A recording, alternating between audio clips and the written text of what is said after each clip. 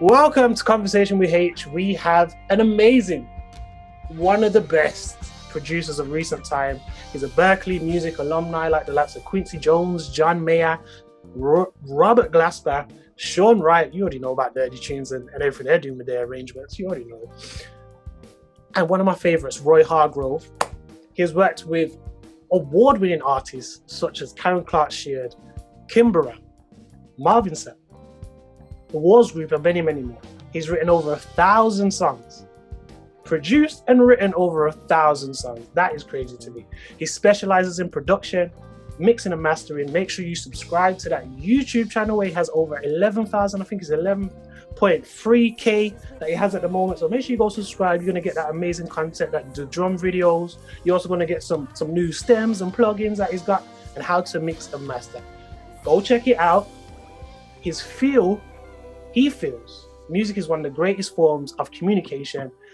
And if you've heard any of his albums or EPs, from the self-titled album release to now, you'll know he's communicating with our ears very, very well.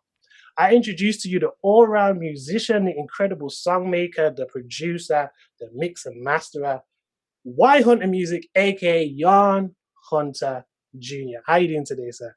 Hey man, I'm feeling blessed, man. Thank you for having me. I appreciate it. Nah, I really appreciate your time. And I'm going to get straight into it. For those who don't know who you are, I don't know where they've been, if I'm being honest. But for those who don't know who you are, who is Jan Hunter Jr.? Right on. Well, Jan Hunter Jr. I'm third person. Man, I'm just a local cat from the Bay Area, based in Fairfield, California. Musician, started off on drums, later got on the keys, tried to bring it all together. Started, trying to put together little beats and stuff like that. And then that later led to producing songs. Went to Berklee, all that good stuff, and came back, started production full time. And out the gate I got to produce some of my guys from my town. And then 2015, here comes the Walls Group.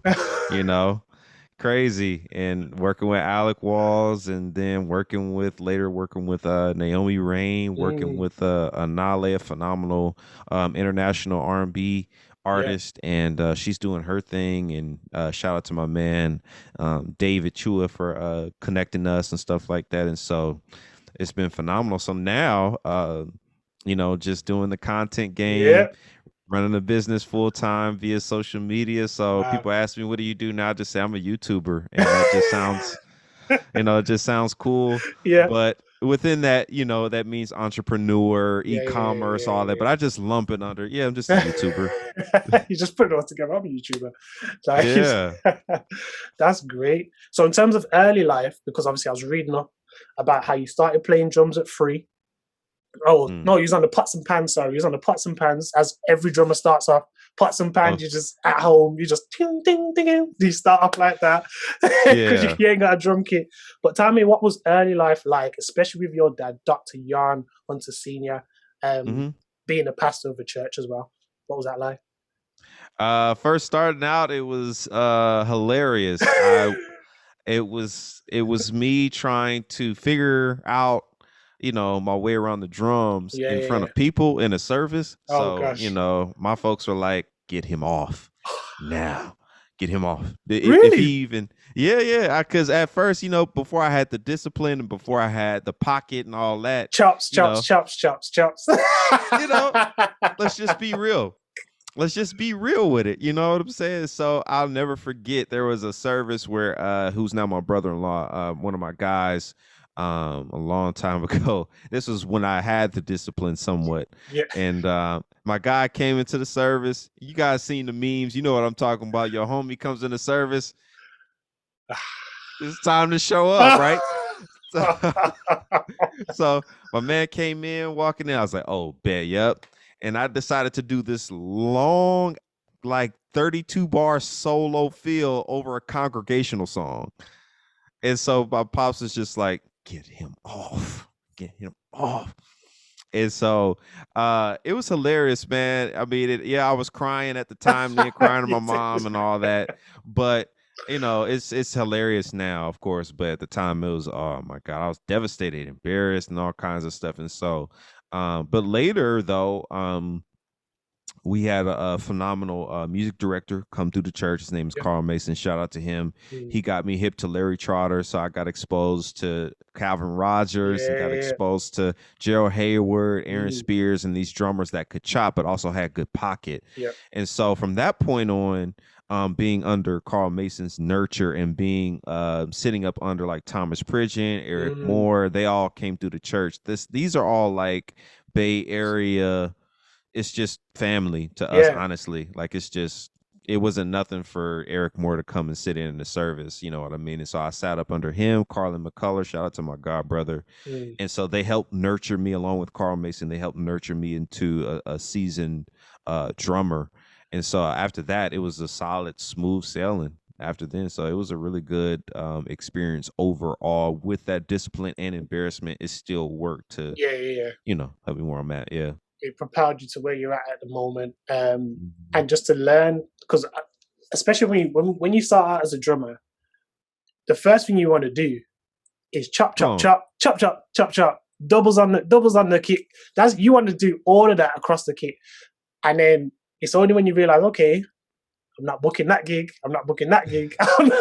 That's not what they want. They want me to sit in Man. the pocket. And it's crazy. But what got you into music though? What got you into music initially? Hmm. Honestly, what got me into music was it's in my family's blood. My mom is a music teacher. My dad is actually a musician Wow. himself. He had Yeah. an R&B band back in the day. So my future was already predetermined by being around a musical family. And then Yeah. my sister sang, and so then my brother-in-law, he plays, my wife sings. So like it's just, music is so deep down in our veins. It's kind of like we didn't have a choice, Mm, to be honest. We just implemented what we saw. yeah. And so my father's church actually blew up because of his music, because Wow. he was doing, when he got saved and everything, because he didn't come up going in church or anything Yeah. like Yeah. that. Yeah. So, as far as like saved and all that, they went religiously, but it wasn't a lifestyle. And so he was in the R&B. So his early gospel music, and to this day it has a very R&B, Delphonics and Mm, Earth, Wind and Fire vibe, because that's his era. yeah. So his church blew up because of his music. Yeah. Yeah. You know what I mean? And that drew the people in. So I wasn't born yet, but I was born into what he had established from being a musician. Mm, So by the time I was born, he was more on the teaching side and more preaching, and he didn't have to play as much. yeah. So that's kind of like really what got me into it. It's just like being around it from family, and seeing the joy and love of it, and then watching Carlin McCullough play at my dad's church in Mm. at New Life. And so that was it for me. I was sold. You know what's funny as well in terms of you saying that story is the fact that your dad was into R&B and he brought that into the to his gospel music. And then when I Yeah. listen to your music, and I can imagine what you listen to, because what you bring in to your type of music is very similar. Do you feel like that was a big influence, seeing him do that, or having that kind of influence of music in your church to how you then started to produce music? I think that it happens subliminally or subconsciously, honestly, Mm, because you really just kind of brought in something that I never thought about. And that's the crazy thing about being in purpose, and also just what's in your bloodline, because I mm, am actually doing the same thing my dad did. But I would say style wise, I would say I was more so on the Jill Scott, Floetry, D'Angelo, that type of, D'Angelo. That was kind of like, since I'm a 90s baby, so that's what I was more so exposed to yeah. in that way. But to answer your question as a whole, I think so. I think that subconsciously I'm reliving my father's, story. Wow. May not be in a ministry aspect as far as the church and being a pastor, but Yeah. I think using my influence with music is Mm, exactly what my father did. So yeah. that is, when you kind of look at it like that, you kind of think to yourself, especially when we're growing up, you kind of think, oh, I'm not going to really follow the path that my dad or my parents or people around me kind of put out for me. But when you look at what you're doing, as we've just discussed, you're literally in your own way in the 21st century doing a similar thing. Yeah. Yeah, I agree. One of the things that I want to ask you though is you talked about the musicians and you talked about Thomas Pridgeon and you talked about listening to all these different, great drummers. What was Hmm. one thing that you learned, especially at your church, from those musicians coming through that you still take on or hold dear to yourself today? Just that, honestly, just the whole vibe of being from the Bay, like Mm, our whole mentality is different. Like it's different from LA, it's different from San Diego and mm, Southern Cal. Like our vibe is very different, and I feel like we have that salt of the earth kind of feel, just down home mm, chill. Um, the lights and the glamour really didn't phase us because we watched each other, you know, for lack of a better term, blow up yeah. from our air. You know what I mean? And so it was just like a everyday thing. I knew Eric Moore was a superstar. I knew that he was going to be all these things, but at the same time, I still know these people as like I'm 5, 6 years old watching them, studying them, but I always paid attention to like their demeanor and their vibe of Mm, like don't let the lights and the followers and the numbers turn you into something else. wow. That's what I take away from them. And just being from the Bay, because music hasn't been a top priority here like it used to be, Okay. like back in the day. Yeah. So everyone always references the Hawkins and stuff like that. You think of the Bay Area, Yeah. Oakland, Yeah. or Hawkins, or Parliament and stuff like that, and all these older funk groups. But it's like, but what Mm, about right now? What's yeah. what's Yeah. Yeah. popping out here now is different. So we have phenomenal artists out here, and I pray that they continue to grind and that they get their flowers. Mm, Um, but that humility, honestly, is kind of what I'm getting at. It's like I learned that humility from my mentors and everything like that. Just because our reality out here is a lot of phenomenal musicians that I know. mm. It's normalized that they work a 9 to 5. That's normal because of Really? the cost of living out here is so expensive. So Mm, it's been normalized. So like lights and glamour and stuff, it's like, I mean, yeah, that's cool, but we about to go clock in, first thing Monday morning, then I'll see you on rehearsal at Tuesday night. That's the wow. norm here. So I think that's why we have that down to earth mentality, because it's like, we still feel like we're everyday people. Yeah. Yeah. Yeah. What advice would you then give to someone who is doing that, 9 to 5, grinding, musician, could be a producer, and um, there may be that one gig, that one song, or 3 songs away from, getting to that stage? What advice would you give to them?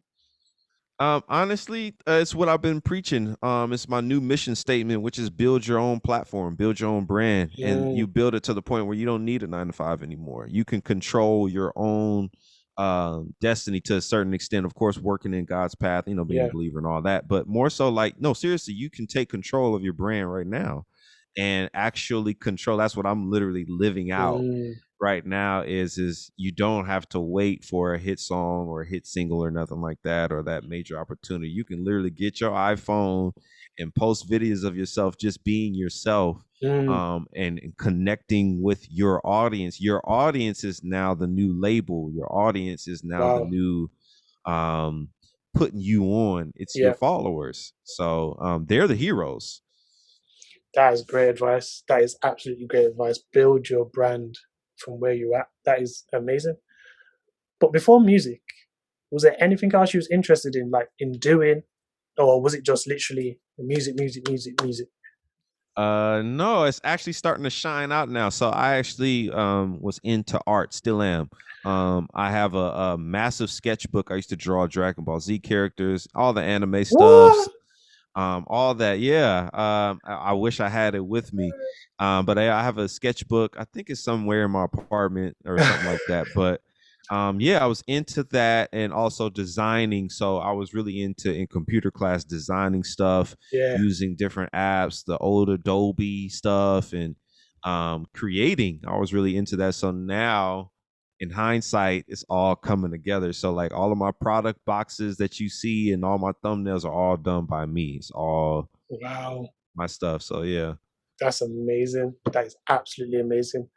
But so art and music, did you kind of when you kind of start to take music seriously, did you kind of put art to one side, or was that still that kind of when you had a few minutes, few hours, you'd kind of go back to the art? What happened in that in terms of that? I think I was torn between actually a couple of things. I was into sports too. Ping pong actually is one of my Okay, strong. Ping pong is one of my strongest ones. In pops, he came up playing ping pong, yeah, so he taught me, and so we ended up having like our own little tournaments and stuff. And then I was doing basketball for a minute, had yeah, passion for it. But baseball was actually another strong sport. mm, I played for the Junior Giants about 3 years in a row hmm in my local area. And I never forget my first game. I knocked one out of the park, and they were like, "Oh, so he's the guy." So um, it was a hard decision. I was like, okay, I got ping pong, I got art, I got basketball, and then music. So what do I really want to do? And it was my sophomore junior year, and I was trying to figure it out. mm, So by my junior year, I decided to go full on towards music. So I dropped art, and I ended up um, I went to Fairfield High. Shout out to the Falcons. Shout out to my team out there. yeah, Fairfield High. You already know what it is. And my junior year, I decided to get in the band, everything. So jazz band, concert band, marching band, drumline, all that. So I just did straight band. I just chose to do music, and it set me up to talk about college and yeah. segue into that. But it set me up for that. So that's why I decided to do band because I knew I wanted to go to a music school. So you're doing jazz, band, drumline, all these different things, Hmm. just because you was like, okay, I'm gonna focus on music. So how old are you at this point? You're like, what? Oh, that's good. That's good. That's good. So that's 2007. So I'm like 16 So you're ish. 16 at this point, and you're saying, I'm gonna go hard with music at 16. Hmm. So what happens between 16 and then going to Berklee? What is the what is the transition there? What happens there? Yeah. Junior year, I meet Mr. Taylor. Shout out to Mr. Taylor, one of the coldest directors of all time. He brought out something in me that I didn't know I had. Mm, Um, got with him, studied with him, and we decided to incorporate my keyboard playing skills mm, into it as well. And he took a chance on me because I was there for drums. So he decided to bring me in. He took me in.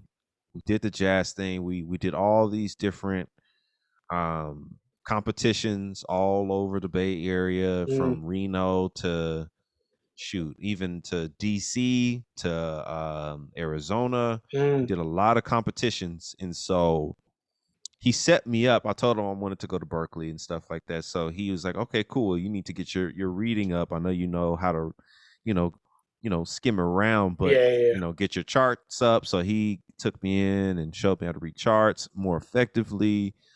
He he chose songs that featured me as a drummer.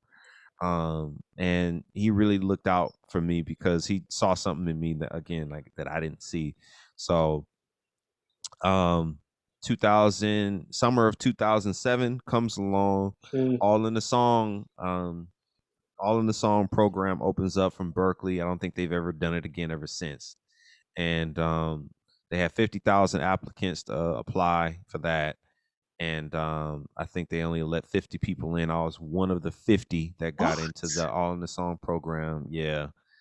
So shout out to my mom. She did her due diligence. I was telling her I wanted to go to Berklee. She was like, "Well, you're gonna need a scholarship because so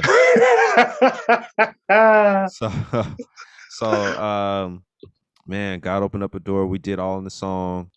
2000 summer 2007, got a scholarship from there. 12 grand to go to Berklee in the fall of 2008. So I'm sorry, was this? Let's see. This has to be summer. Uh, I think either summer of '06, one of the two. Yeah. So I started Berklee in the fall of '08. Yeah. Yeah. Yeah. So it had to be the summer of '06 actually, Mm, because the fall of '07 I knew I was going to Berklee because I already had the scholarship got you. my senior year. So yeah, no, I'm sorry, '08, and then yeah, '08 is for sure. It's yep, '08, 2008, Yeah. because 2008 was my senior year, and all that, and then they had all kinds of college reps coming through there, and the whole time I'm like, it's gonna, I'm good. appreciate I'm going to good. Berklee. So it was insane. So like yeah, 2007 was like really something. Like in 2008 was really deep. It was really crazy. So what was it like to go to Berkeley? I've been following Berkeley for I want to say last like 10 years. Um, Mm, Watching different videos on YouTube when I've done like Bilal performances, Michael Jackson performances, all these different types of things from yeah. 9 years ago, where Sean Wright's on the kit and all these different types of things. But what was it like for you being there, being surrounded by so many, everyone's like at a high level. So Hmm. what was it like, and how did that produce the best out of you? It was I felt like this. I got the same vibes I got from my peers from the Bay, which Yes. was family based. Hmm. And so when I came in, some people, not everybody, some people knew who I was from Gospel Chops, Yeah, from yeah, yeah, like and all that. So um, I got to meet like some really good people, and um, getting up with Matt Garska, Frank Fluker, Sean Wright, mm J.P. Pave, mm. Zach Nasita, Taylor Gordon, Pocket Queen, um, shoot, it's Turtle, Anthony Nimhard, and so many people. I Wow. mean, and faculty members and stuff like that, and just friends. Genuine friends. We had a friend community there, like a strong friendships, and so Mm. it was phenomenal. It had its ups and its downs for me, Yeah, but it was really dope. It was really, really, really dope. Shedding for the first time, like shedding with a whole bunch of musicians and yeah, stuff like that, like off the record, no performances, just like straight up, just walk into a room and just go for it. That was super fun, and we used to have sheds at like midnight because we had to book classrooms or whatever, and the only time the classrooms were really open would be like 12 and 1 in the morning. So at 12 a.m. we're bringing in our drums and what? yeah, we just go for it. It was life. It was Wow. life. That's what we did, Yeah, yeah, and yeah. so we had all kinds of people come through there. Justin Tyson came through. Chris Coleman came through a Mm, shed. I mean, Darian Javon came through numerous sheds. yeah. Um, man, Marlon, my guy, and man, so many people. So many Wow. people came through. So that was a phenomenal side of it. It got hard for me when it came down to studies because I had to go down the path that I knew was going to detour me from my family to a certain extent. Yeah, yeah, My family of musicians there, and doing music production and engineering was really. It started to get lonely because it's like I started to see my friends a lot less, and I had to study a lot more, and yeah. I had to focus on production, and more computing and Pro Mm, Tools and all this stuff, and I couldn't spend as much time with my family, yeah. and then it just set me on a path of like, okay, this is where we're all starting to kind of do this. Wow. And so I tried to keep up with them as much as I could. I ended up meeting up with another good friend of mine. Shout out to my guy Jay Scott. Mm, Got up with him my last year in the summer. Jay Scott and I got real close. Phenomenal bass player, Jay Scott the Glove Martin. mm, He's a superstar now, so yes. shout out to him. But yeah, it got hard because I had to study acoustics, I had to study math, and the studies part really took a toll. Mm, And I actually flunked out of advanced math or something like that. I flunked out of it, got an F or something like that. And so I had to take a summer class back home that's in California.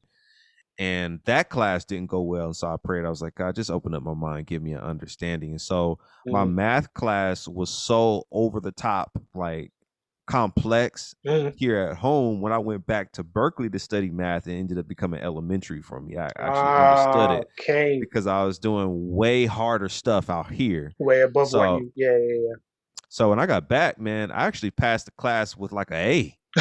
yeah. So it was Wow. it was a concerning thing. I had to have a hard conversation with my parents. All right, we got to figure out what you're gonna do, and Mm, it was hard. So that's where it got real dark for me. yeah, yeah, yeah. So but was able to pull it around, turn it around, and did my last year that summer. It was real fun. That was I think my best year at Berkeley had to be, as far as like the connections go, definitely my front end years, but my personal experience, like for me and my career where I was going, Mm, that last year just it was amazing in a lot of ways because it was that confirmation of like, man, I am doing what I'm supposed to be doing. Like I am supposed to be a mm. producer. I get it now, so it was good. So when you talk about, kind of having that separation from your friends, that means you can't shed as much. That means you can't, play keys and do X, Y, and Z as much as there's a video on YouTube where you're playing I Surrender All and all these different types of things. So how do you then, you know, move from that and just accept, listen, when was the point when you accepted this is what I was meant to do? I'm meant to be a producer and they're meant to do what they do. When was that point? Do you remember? Yeah, that point was 2010 or 11, more Mm, so. I think more so 11. It was that like it was deep for me because it was very deep rooted because I was creating all these years mm, recording my own music and stuff like that, and it was that transparent moment, I would say about like 2011 or so, where I was just like, man, I really don't want to be on tour like that. I really don't want to play oh, for a whole bunch of names. I don't want to do that. I want to actually be the person responsible for the songs that are being played. I want to be the mm, producer. I want to be the songwriter. And so I had to play the politics route, and I played it smart. So I played for artists for a long time to mm, develop the rapport. People knew my name, people knew who I was. mhm, So I did a lot of gigs and stuff just for validation reasons more so than reasons of aspiration beyond mm, like trying to go on tour and be a world renowned musician. yeah, um my aspiration was like, okay, get in good as a musician, and then it'll expose them to what you create, and then take it from there. And that's yeah, actually benefited from that a couple of times, because from me playing for a whole bunch of artists out here in the Bay, it led to me being able to produce. mm. So yeah, so yeah. What's the main thing you'd say you learned from your Berkeley experience? Ooh, oh man, so much. Networking in a way that is valuable to both you and who you're networking with. Mm, Also, um, session etiquette. Being around top engineers and knowing that they know their stuff. So when you come in and you play a project or you play a song, um, just that session etiquette, you know what I mean? mm, It's a standard that Berkeley sets. It's a really good one. mm, And it's not a standard to boast about. It's more of a standard to like you can work in the industry, and yeah, not only work in the industry, but like overkill it. Because a lot of times I had some friends that got big gigs, like session gigs, becoming interns because they knew a shortcut on Pro mm, Tools, and the engineer there or the artist there was like, how'd you do that so fast? Oh, like you can duplicate the track by just hitting Command D, and it just duplicates it. And people are like, oh nah, like that just improved my workflow, like it made it faster. Hey, put him on the team. Like that's happened this because they knew Command D wow, or Option Command I to import audio. Like shortcuts got people in the door, not because they're dope musicians, So stuff like that is like what I Mm, really take away from Berklee. It's like I take pride in my knowledge now, and I don't invalidate myself because I'm not on tour, but I validate myself because it's like the things that I know that mm, I feel is everyday knowledge, people are coming into like that actually just really helped me a lot, bro. yeah. So yeah. So you leave Berkeley and you start your production company. Hmm. Now, how does that initial starting process go? Because now you're out of the kind of the college where it's like, okay, I'm at college. Now it's okay. Jan Hunter Jr., the producer, running his Y Hunter Music production. How? What happens in that initial early stage, and is there kind of hurdles that you have to overcome at that point? Yeah, that's a really good question. It started for me again. So 2012, I moved back home. Yeah. Um, I get into some relationships and stuff like that. Personal life just like on not it's just non-existent, right? So, trying to focus on having a companion too early, too soon. Mm, So the war between that and then, okay, Jan, let's get your stuff together. No, seriously. So wow. after really getting serious, about like late 2012, 2013, what that looked like for me was figuring it out as I went. Mm, So I started with what do I know that's most common? Lessons. Okay, cool. So I opened up lessons. hmm Then I opened up production and stuff like that, but I had to figure out how. So I mm, had to produce for free. So I produced my sister's record. Shout out to Lauren Denise Bird. Shout yeah. out I did her record for free. hmm Shout out to my boy Louis Lou. Louis Lou. Yeah. Did his stuff for free, and that was like my audition. Yeah. Yeah. Yeah. You know, uh, get this back on me. Yeah, that was like my audition. Yeah. Yeah. So people didn't know I could produce. People didn't know that people just knew me for playing keys in church and playing drums, but they didn't know I could produce. Meanwhile, I didn't showcase that because at the time it wasn't a thing Mm, like it is now. Like back then it was still on shed videos. It was still, church services with the band going off. yeah. So, blowing up in church, you got your Cooper temples and all this kind of stuff going on around that hmm time.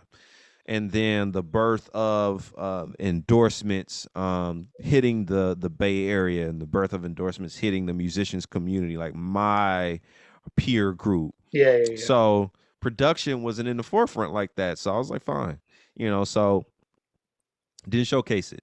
So my audition with Louis and Lauren was like the turning point Mm, because people are like, "Oh, you know how to put stuff together and like sessions and microphones and mixing. You mm. do that, all right." So it started from there, and so there's some practical things I had to do. I had to register my business with the county, get my fictitious name, open Mm, up a bank account, mm, all that stuff, like just business standards and stuff like that.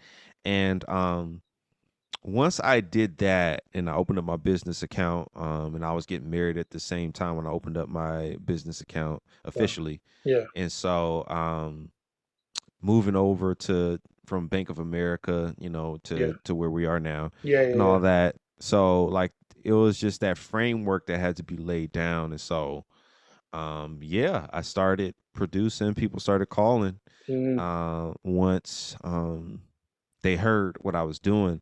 So I gained in getting work, but my social media just over the years just plummeted. It just went way down. why was And that? Why? Why did it go down like that? because I decided to turn my back on that life and I wanted to really be a producer. Mm, And that meant sacrificing. So I couldn't be posting shared videos. I couldn't be posting me wilding out on drums. I couldn't that content would be misleading and I wouldn't get the calls that I was looking for. wow. So And I that's had to yeah. mhm. Carry on. Yeah, I was just like it was a hard place, like it was a sacrifice. And so my digital footprint was at an all-time low because working with, Bay Area artists and stuff like that, we were just learning, so we didn't know about registration and Mm. and all that stuff. Like I knew about performance rights organizations from Berklee, Yeah, yeah, yeah. but it's one thing to know it textbook, and then it's another thing to know it like, okay, I'm gonna apply this to my life as a producer, as a songwriter. Now this is Mm. what I need. So, that distinction between textbook stuff and Mm. then knowing how to use it type stuff. It's like, no, bro, you are a producer, you are a songwriter, so that means you need to have a performance rights organization that you need to affiliate with, man. You Mm. got too much music. So anyway, learned all that, and so developed a catalog. And Mm. so over time, my digital footprint came back as Jan the producer. Yes. So all music started picking up my stuff. I did a record. Shout out to Dale Anthony. I produced his first. No, sorry, not his first album. Second album, Mm. Closer. So they got that registered. It was on all music. So now my name is resurfacing as producer Mm. credits. So then, flash forward. The Walls Group situation that happens. My name goes down in the credits. Janine White, same thing. Name goes down in credits. So I started establishing myself the right way. Mm. And my name was associated with things outside of YouTube, Instagram, and social media, but it was associated with like industry stuff. Hmm. So yeah. And you know what's I'm thinking about it now. What's crazy is that you was doing gospel chops at 17, 18. You, you know, start to go to Berkeley, start to be in shed rooms and all these kind of things. And you transition forward into this point, into 2012, 2013, where you're like, okay, I need to stop that part of what I used to love and enjoy and now focus on this part, which I now love and Mm, enjoy, which is as much as they're encompassed together in terms of music, they're two yeah. separate things. Yeah. Wow. Absolutely. Because what you put out, like it's kind of like whatever you don't post didn't happen. Mm. Whatever you do post is law. Yeah. You know what I mean? So it's like I'll say this now. I will say that it is changing. Mhm. The audience are starting to learn and grow because the followers that I had in 2010, they're now 30, 40 years old, Yeah. so it's like they've experienced life. They're, you know what I mean, and they're more willing to accept versatility because creativity is now the forefront of the market instead Yeah. of Yeah. Yeah. just.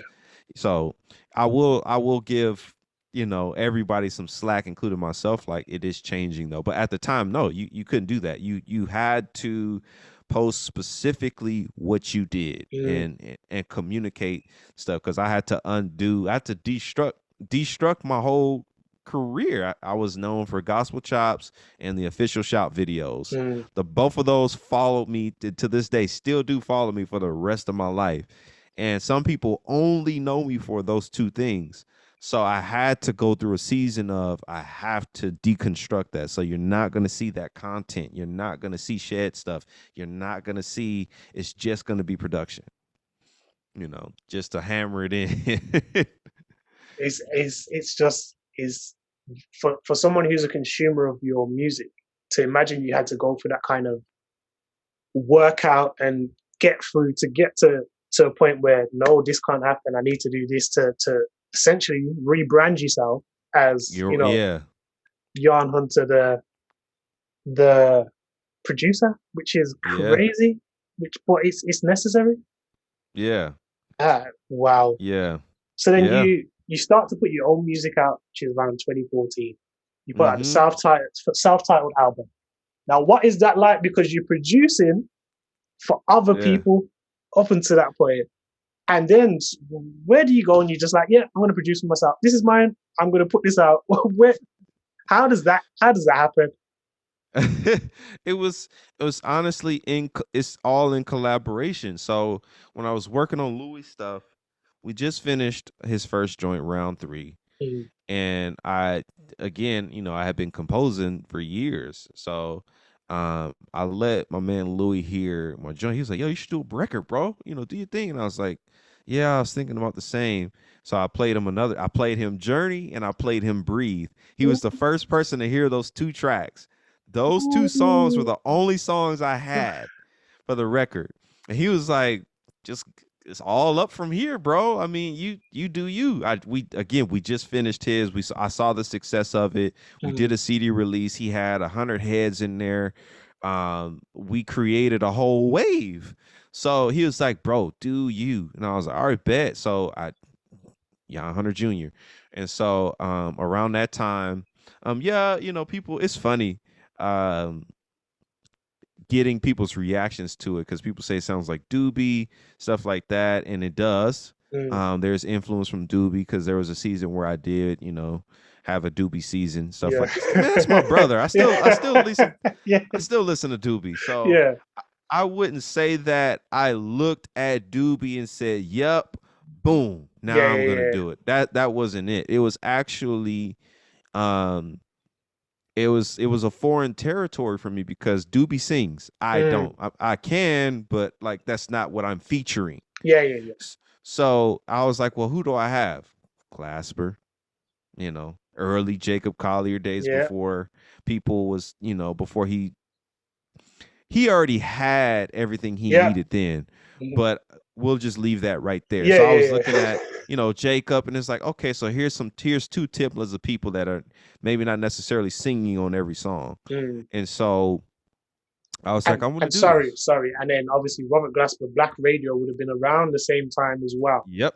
Yeah, 2013. Yeah. So, Yeah. so Yeah. I was like, okay, cool. This is the music that resonates with me. That's Mm. why you hear a difference between Journey and Organsville Yeah. because Journey happened at 2012. Breathe happened at 2014, 2013, somewhere in there. Mm. So, and then Black Radio 2 comes out Yeah. or whatever. So now you hear this shift in the production because the Organsville and um Shine Mm. and the interlude and stuff like that, that's all post being exposed to Glasper. So I was Wow. like, oh yeah, like I can find this lane and make it me. Mm. And so Kirk Franklin is deep in my veins, not the Kirk Franklin that everybody knows right now. The Kirk Mm. Franklin that's in my veins is um what is that record? It's the one that has Stump on it and all that. Stump and I could do the impossible. I Yeah. could be invincible because I got it's that Yeah. Yeah. album. Yeah. Yeah. Yeah. That album is deep in my veins because that's like my whole childhood. Yeah. So Yeah. the interlude with those synth leads and all that stuff, that's all like Kirk in me because I grew up listening to that. Mm. So like that album was on repeat and I feel like an idiot because I can't even say the name of the record. That always happens on an interview when you need to know this stuff. Hold on, man. It's not it's not the family. It's whatchamacallit. God's Property. Woo! Oh yeah, yeah, yeah, yeah, yeah, yeah, God's yeah. Property. Yeah, GP. God's Property. That joint literally was like my whole childhood, like in multiple ways. So, Mm. like my first album is a combination of influences of like my childhood stuff, but like being a '90s baby, Brownstone, and all these epic records and stuff like that, Yeah, yeah, yeah. um, yeah, I want to be down, Brandy, all that stuff. Like that's my childhood. Yeah. So a lot of like that. My first album is like encompassing that. Jill Scott, Floetry, Mm-hmm. all that stuff. So yeah, What's one of the biggest lessons you've learned about releasing your own music from that first album to now? I didn't know what I tapped into. I just put it out there, and so Wait, what do you I mean? What? Hold on, Jan. I I What do you mean you didn't know? What do you mean? We I all have heard. We all heard "Walk with Me." So I don't know what you're talking about. You didn't know. I'm being serious with you. Like what I'm about to say, like literally, like I'll walk you through it. Mhm. So it's 2014. I set the release probably in August to release in September, something like that on TuneCore. Mhm. It's 2014. So like music is in this interesting place. Apple Music wasn't at the forefront yet. Yep. So it's like this it was just this weird good place, Yeah. weird Yeah. in a Yeah. good place. And so I was like, well, I don't know. So I never released an album before, so I literally don't know. So I put it out, right? Yeah. So TuneCore, I'm about to drop some gems. So TuneCore asked me would I like for them to publish it for me. And I was like, I don't know. I guess, yeah, cool. So I let TuneCore publish the record. Mm. And I was like, well, it's not gospel, so let me just put it under jazz. Yeah. Yeah. Yeah. Those two things set me up for something I had no idea that was coming. So TuneCore listened to my stuff because, you know, anytime you submit anything to any distro company, they're going to listen to it. They're going to have people, you know, scan and listen to it and all that, you know, get the levels right if it's too loud or if it's too, all that stuff. Wow. So the people at TuneCore love my stuff. So they were like, let's push this out. They start pushing it. So then here comes Pandora. And they got me on Pandora because TuneCore published it. I was like, what the heck? And so when it first came out, it really seemed like a big deal. But then 3 years later, there's this whole Jan Hunter Jr. catalog all over the internet because TuneCore published it. Yeah. So like I said, I was like, I didn't know what I was doing. I was just like, I guess. Okay, fine. And then the second thing, jazz. Jazz was associated at that time. Jazz was still associated with Kirk Whalum, a lot of the older formats of jazz, live music, saxophone or keys, and more like an elevator music type vibe. Then here I come with Journey, Breathe, it under jazz. So like it just created this whole lane for me that I had no idea about. So that's why it took off the way that it did. Is because my music was so rare in that genre. So then, and again, it's 2014, so there's not a lot of people showcasing jazz in that way with that type of content. Yeah. So the jazz lane just pushing it. They just kept pushing, and then eventually, like online stations started calling. I'm like, getting these emails from people I've never heard of. I'm like. And again, I've never released my own music, so I'm just like, okay. So then they start spinning it on these international stations in London and all this stuff, and then it just blew up. Literally, the mic just went up. It literally it blew up, and so now people are like still finding my music, landing on it now, and they're like, oh wow, bro, like that's your stuff, and now I get the messages of, yo, I just randomly came across your stuff, man. It's really smooth and stuff like that. So that's kind of like the story behind it. It was literally a fluke. Wow. I didn't know what I was doing. Wow. Because around that time as well, Doobie was releasing from way back, Kimberal album, X, Y, and Z. Doobie was around from that time. But I think around your time, you had V. George Smith releasing his album. And then you were releasing your album, and I think Doobie might have had something around that time as well. So the elements of what you guys were doing, very neo-soulish, very nuanced. Obviously, you had Lisa McClendon, you had Andrea and Archie. Yeah, oh yeah. Doing their thing. Respect. Sean C. Johnson doing his thing. But you guys, music, especially the musicians side of it, it was a whole different realm. And even till today, I was listening to Walk With Me yesterday, and I was like, I remember when me and my friends first heard it, and we was like, yo, who is this guy? And we're just walking around listening to it. We're playing it at all our Christian events, We're making sure this is getting played. We're putting in our DJ mixes. Like, you really took off. I don't understand how you could listen to that and not know you was gonna go like that.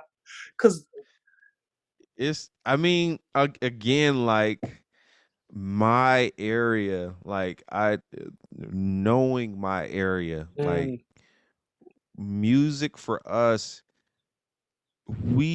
it's just a different experience. This is like that stuff is everyday stuff for us, mm, and it's not to like make it nonchalant or yeah, yeah, yeah. devalue it, but it's like, and even the producer who even passed down the song to me, Marcus Crawford, that's one of my big brothers, and he was a unique guy. Like he was into the Philly vibe, Mm, you know, Jay Dilla and the Detroit vibes and mhm, the Far Side, and you know, so he brought that and made that a thing. So I identify with that because that's my vibe. I like that mm, stuff. And so he, you know, he initially actually called me to play on it. And then I was just like, yo, can I just, you know, can I put it on my record? And so he was like, go for it, bro. You know, we don't care. And so, you know, so the bass line is Marcus Crawford. The chords is Marcus Crawford. I came after him with with the drums, mm, the vocal effects, the synth stuff on top of it. I think it's like a little something, maybe something happened on there. mm, Um, I did auxiliary, so we co-produced it. And so again, like it was one of them things where I know Crawford, like Crawford and I, like we go way back. mm. That sound is everyday music to me. But Wow. you don't know what's everyday to you for someone else is like where what the heck? Yeah. And so that's what, when I first heard Crawford, I was like, you don't sound like nobody out here, bro. Mm, Like you. So we, you know, we flocked together. He's a super, you know, particular producer and stuff like that. mm, But, you know, and that's his wife singing on the record, Kenya Crawford. And so it's just like, again, it's a home based thing. So by the time so I discovered something. I was like, okay, so it's not that we don't have it, it's just we need a platform to mm, showcase it. It's not a matter of whether it's good enough, because there's a ton of records that the world has never heard that we be like, yeah, this is it, man. And the world has never heard it. You mm, know, so it's like it's amazing that God used me of all people, that it happened on a fluke. Like I was just like, I want to do my own thing. You know, I was just always on that vibe. Like, I just want to create something that people enjoy, mm. and I don't want any caps. We didn't know to say cap then, Yeah. but you know, I just didn't want no cap. I was just Mm, like, man. So, you know, did my first. I had no idea it was gonna do what it did. Seriously, in all mm, humility and honesty, like yeah. already having produced 100 tracks up to that point, it's just like I didn't know. So it's amazing that guy used it, breathed over it, and so yeah. Was there then a moment in time during this process, from first album to now, where in music, it's felt like, you know what, maybe not that you want to give up, but, maybe this isn't working out how you expected it. And how did you get to a point where you're like, I need to push through this, and how did you overcome That's an everyday thing, bro. Being a creative, we call ourselves trash probably every other day. it? You know, I call, like, you know, my real creators out there, you know what I'm talking about. You're your worst critic. So Mm, that's like all the time. It's like, man, this ain't it, man. Let me yeah, get out of here. Let me go try to get this job, bruh. Let me go fill out this application. Like, let's stop playing. You know what I mean? That's just everyday yes, life of a yeah, creator. So there ain't no point where it goes away. It mm, stays there. It's just how you navigate through it. It's how mm, you know, so what I've learned to pivot, or well, that's the solution. I've learned to pivot. mm, So Jan Hunter Jr. came from me pivoting. Like I understood that I didn't want to, you know, go on tour with a whole bunch of people and stuff like that. Now I know I wanted to produce for a whole bunch of names, mm, but I had to pivot, and I was like, well, why don't you produce your own record, do something different, and create your legacy. Mm, So, and then also financially, like, okay, cool, like I get to make money off my own record. So I think a lot of what I did and do to this day comes from trying to meet a need, a financial mm, need. And for that time, it was all about trying to get out of my parents' house. mm. So a lot of what I was doing, I didn't know at the time, but I was making business entrepreneurial moves, Yeah. and I didn't really focus on it that Mm. much. I was more so still trying to be validated as a producer, Wow. but I didn't realize that in doing that, it's like, bro, you're establishing a business. You're Mm, you're making your own income, passive income, mm, you know. So I had no idea, like, in the grand scheme of things. But I would say learn to navigate, and that's simply through the Holy Spirit. If you're a Christian, then mm, you got a super being with you. But even if you're not, if you're atheist or whatever, just continue to focus on what's working mm, and how you're connecting with people and what people are, what they resonate with, and kind of like show them that you care about what they think to a certain degree. They don't govern your mm, every move, but just look at what's working and try to find ways, even in your sound, if it's a sound that works for you and it resonates with you, keep that up, mm, maintain it, because this is the time to be creative, and this is the time to hyper niche. If you want to, you can, mm. and find an audience that specifically gets down with what you have to offer. So yeah, just hone in, learn to navigate. That's great. That's amazing advice. Learn to navigate, learn to pivot. And you then pivoted from being the shed drummer in early age to then the producer to now the YouTuber. Mm-hmm. When I think about everything that we've discussed, and you said I had to kind of my social footprint at one point, you had to kind of let go, or the shedding videos, this, and that. He said, no, you rebrand yourself as the producer. Then all of a sudden, the you come back and you're like, yeah, I'm now the YouTuber. What made you start the channel? And what are you trying to, produce or get from doing that?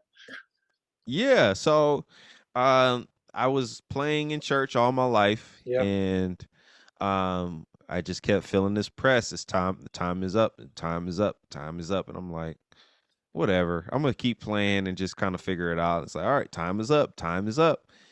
And so I kept seeing how things were going, like even in my personal life and even in Mm, my marriage. I started to see how the dynamics of ministry was positive, but also had some, negative effects on the marriage and stuff. And mm. it's not that what people think. It's not like something messy happened Yeah, in yeah, yeah, church yeah. church happened. Not at all. It's more so prioritizing ministry. We're going to do this. We got to sing here. We got to be at this musical. We got rehearsal at this time. And you don't have no mental health time. You don't have no Mm, time to connect. You don't have no alone time. You're always pushing to the next ministry event. mm, And we had to sit back and we had to deconstruct a lot of that and say, hey, first ministry is at home. mm, So I was like, okay, fine. So having all that in perspective, on top of feeling that nudge, like your time is up, um, it led to me resigning in mm, 2020, April 27th of 2020. I resigned from my last church that I was at, Phenomenal Church, and all that good stuff. mm, And so I didn't know what was gonna happen, and I was just like, all right, God, I'm out here, you know, you know what I'm saying? It was a nice situation, so mm. we out here. What's up? You know. And I was like, God, what am I gonna do? And so I said, well, God, place the passions within me to do Mm, what you've already predestined for me to do. That was one of the greatest prayers I could have ever prayed, because after that, um, my mind went to cameras, cameras, because I had a lot of time to like really do some fun stuff. Like I got to produce some stuff with my friends, with Chastity. Shout out to my sis and shout out mm. to Justin. We did some stuff together. We created some stupid vibes that still needs its flowers. We're gonna work on that. Trust me. Shout out to y'all. But we had so much fun creating. It was just like the pandemic happened and stuff like that. And so we were just like, it was like a free pass to just create. Mm. And so, we were like, yeah, we wanted to do and we did it. We did a collab, a collective. We Yeah. formed a collective. And so we did like 5 6 joints together, and we just in the studio just like vibes. Woo. And then Chastity moved. She moved to Atlanta. Then I got into content, and then my man Justin is at a super phenomenal church as a worship pastor. So Mm. we all went our own ways. And so then at that time, God was like, just put on my heart camera. I was like, dang, okay, fine. All right, camera. Well, shoot, if we gonna do content, if you saying what I think you saying, all Mm. right. So, because it all started coming back. Gospel Chops, the official shout, the Mm. Love Like Crazy drum set, like all these videos that I did that got over 100,000 views. I'm like, all right, so we going back here. Well, if we're gonna go back, then we're gonna do it right. Mm. And so I heard about monetization and stuff like that. And so my wife said something to me in passing. She was just like, yeah, you can, because she started her YouTube channel and Yeah. everything. So she's like, yeah, you can monetize your channel. You only need like 1,000 subs. I was like,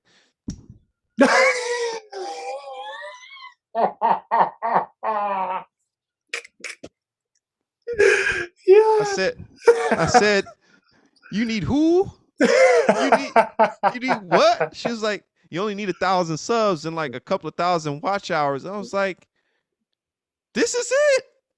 This is it. This is what I was like. It was that moment. I was like, okay, cool, bet. So Mm. get the camera, and we just go all in on YouTube. I started posting random videos, old videos in my phone, imported them to my Mac, Yeah. just upload. It was just upload city, just trying to get watch time hours. And so then purpose started stepping in, and Yeah. like it started haunting me. My grandma was like, you need to be teaching at a university. You're a good teacher, blah, blah, blah, and this and that. And my dad was like, yeah, you might want to go back to school Mm. and teach. And your mom is a teacher. If you need help, in the industry, you've got connects and blah, blah, blah. And Yeah. I was like, all right, cool, teaching. So then around this time, I link up with my man John Mike, and that's like my diehard brother, and he's Mm. a phenomenal dude, YouTuber, head guy at Loop Gospel and all that stuff. Mm. And so he exposed me to a software where you could showcase your screen and show your screen and audio and all that stuff. So he showed me how to route my audio, showed me how to share my screen, Mm. stuff like that, because we needed to do it for a couple of ventures, creating stems, gospel producers, stuff Yeah. like that. So I was like, I can record my screen now, and I got a 4K camera. Let's get these tutorials popping. So first video, how to mix live drums in Logic Pro X. Over 16,000 views now. Shout out to all my subscribers and everybody who's been supporting. So I started learning as I was going. I was like, all right, the goal was make money from AdSense. Mm. Then get exposed to from my brother John Mike exposing me to affiliate marketing, affiliate links, and all this type of stuff. Mm. So I'm like, so you could make money and money on top of the money. Okay, cool. So it started to be shift from content to business. Mm. We need to turn this to a business now, Yeah. rebranding. And it's like, this is the end of the line. This is like the segue into whatever, like this is the new foundation. Mm. So get on YouTube, start teaching people how to do stuff, start empowering people, because I understood value.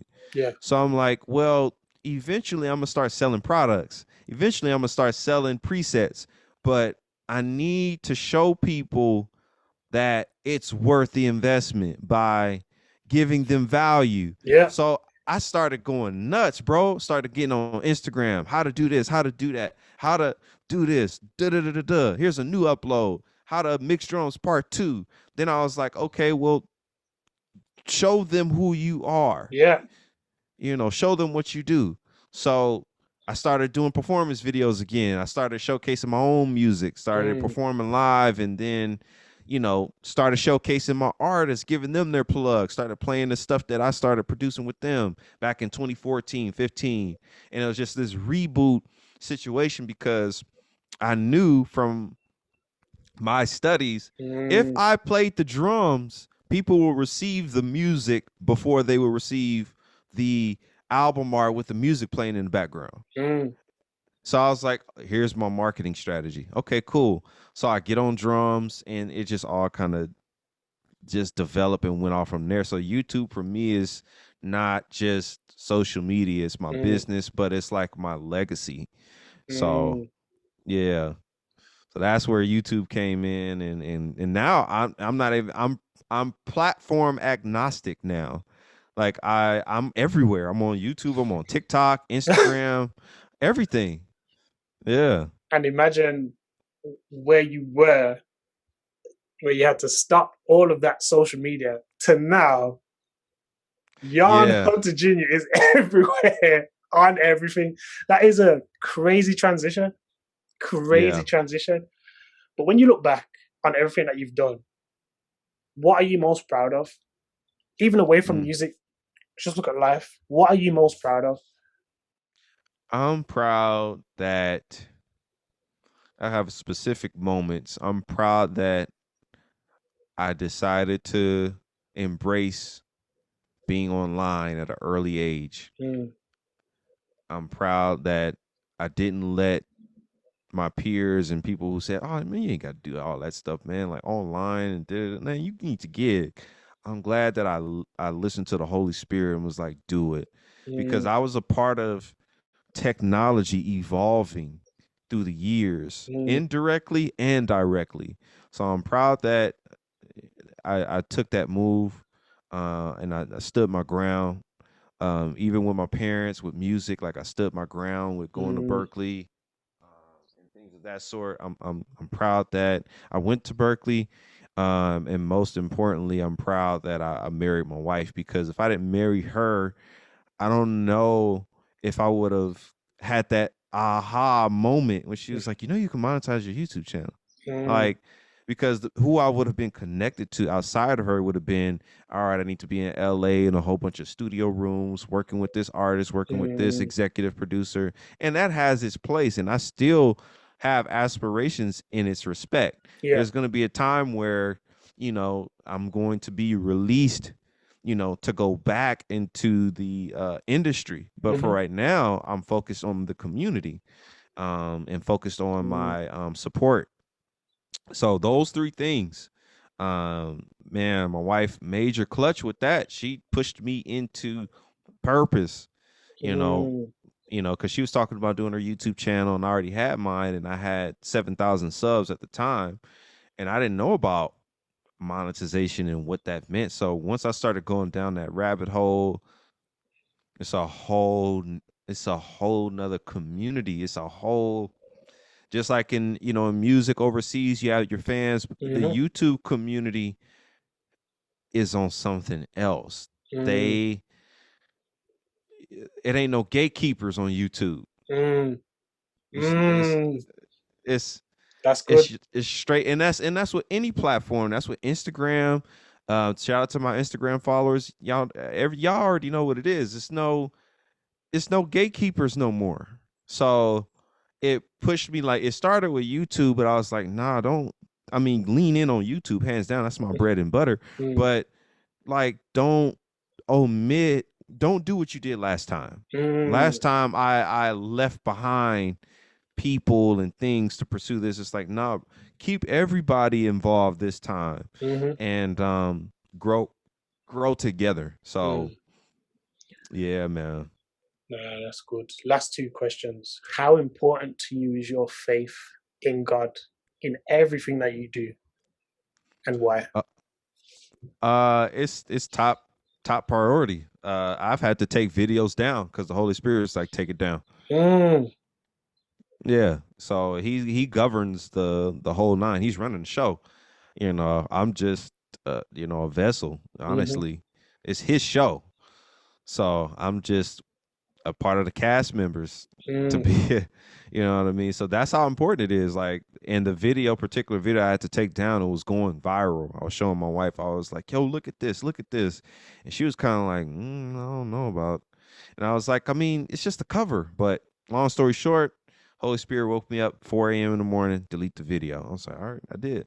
So it's all, I mean, that says in itself, you Mm. know, the value of my faith. Mm. So, yeah. My last question to you, with where you are at right now in life, what Mm. advice would you give to yourself? To myself. Ooh, that's deep. I would say stay on this path. Simple. You figured it out. You see where this is going. You've seen your life change in 8 months. Mm. I mean, went from, you know, production credits and Berklee experience and knowledge to a community, support, endorsements, branding deals, Mm.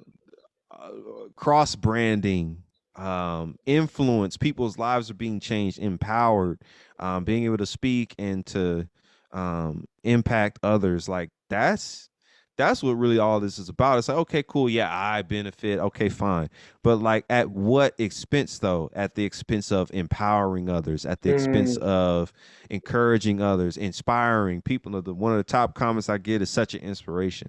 I used to take that for granted, Mm. and if I didn't take that for granted, maybe I would have 100K followers. Maybe I Mm. would. But since I did, and I was like, man, I'm down for inspiration, but I need placements. I need money. I need Mm. like inspiration. Fine.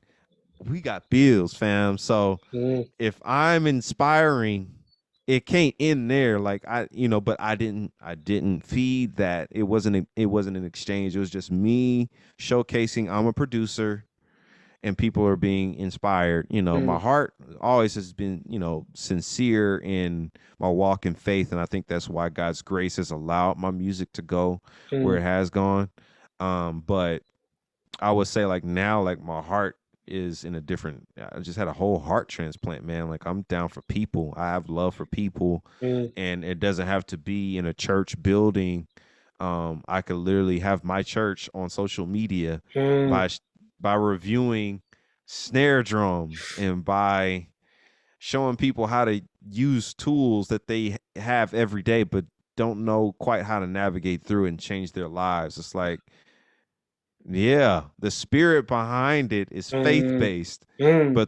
but the work is secular. So I'm starting to find that balance of all that. So I would say to myself, bro, just keep going. Like it's only nowhere near. I keep saying that we're nowhere near done because it's like at the end of every video and it gets posted and it does what it does and connections come in and people are impacted, it leads to the next Mm. thing.